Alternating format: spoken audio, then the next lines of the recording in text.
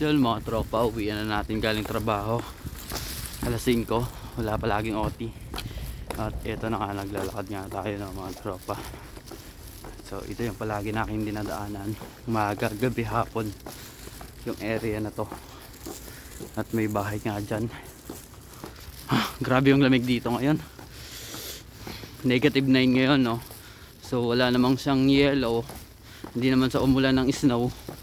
Pero yung ihip ng hangin, ang lamig. Pag umihip yung hangin sa katawan mo, parang matatanggal yung itlog mo sa sobrang lamig. Halos di mo malabas yung kamay mo. Mga ganito, nagbibideo ako mga tropa. Yung kamay ko ngayon ay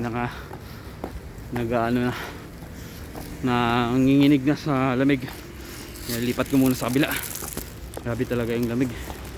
Grabe yung sa sobrang lamig, namamatay yung mga puno dyan, sa likod ko. So napakahirap. So sa sobrang lamig ngayon, mga tao nasa loob lang ng bahay, hindi na masyado naglalabas. Yung mga tanom ni nanay, yung mga tanim nyo, bigas na pagano, kalapatay na yung mga tanom. Pati mo na mga tanom sa babaw, kalapatay. Medyo delikado lang sa area namon, dari banda, no, mga tropa. Ay medyo prone sa disgrasya. Kagaya nga nung madulas yung daan na may snow pagka malamig, pwede ka madidisgrasya, pwede kang sagasaan ng mga nakatigil yan, no? Ang dami mga kotse kasi nung nakaraan doon sa dulo may nagbanggaan doon. So hindi ko nga nakita, pero nakita ko yung mga parts ng sasakyan, mga sara-sara yung bandang area na dito. Kasi kaliwa kanan lang yung mga sasakyan na dumadaan, mga tropa. Napakalamig nga. Grabe yung lamig. Yung ubo ko hindi na nawawala simula nang dumating ako dito. Mag-iisang buwan na.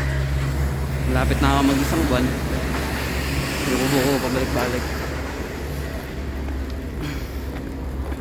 Saka grabe yung lamig ngayon, hindi kagaya nung nakaraan. Yung lamig nung nakaraang taon okay pa yun . Halos hindi pa kami nag-winter jacket nun. Bali yung suot naming damit nun ay 3 beses lang. Ngayon, putik 4 na yung suot mo, nilalamig ka pa. Kaninang umaga pumasok ako alas 6 ng umaga. Medyo madilim pa yun, mga tropa.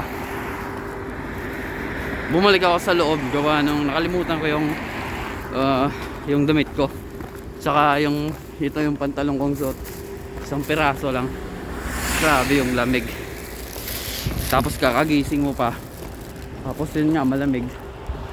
Hindi ko kinaya, bumalik ako ulit sa loob ng bahay.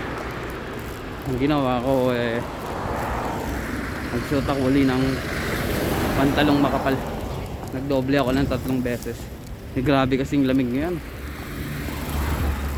Siguro kung i-explain ko yung lamig dito, mga tropa, ay siguro yung refrigerator nyo, yung freezer, tapos na times 3 siguro nakapol yung lamig nyan.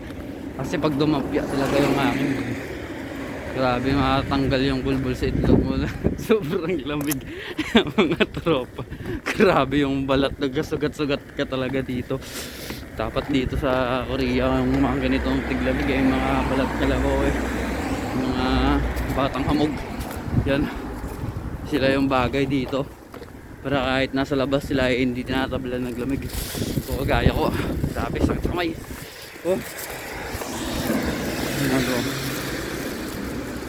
Kamay ko namumula na, tinitiis ko lang, gawa nung naghahawak ako ng cellphone at nagbibideo nga ako.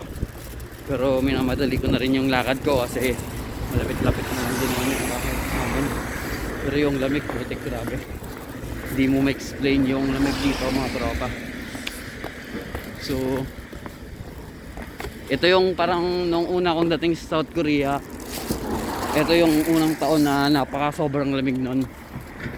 Magdadalawang taon ako yung mga ganun, malamig nun. Parang ganito yung lamig niya. Kasi dati nagne-negative 30 pa nga, minsan hindi naman siya sobrang lamig na ganito. Mas maganda pa nga pag umulan ng snow. Ay mag -20 pa yan, -19. Ang lamig, dumapi ang hangin. Dumadapya yung hangin sa mukha ko. Balik tayo sa topic natin So, ko tayo ng hangin. Grabe kasi yung lamig.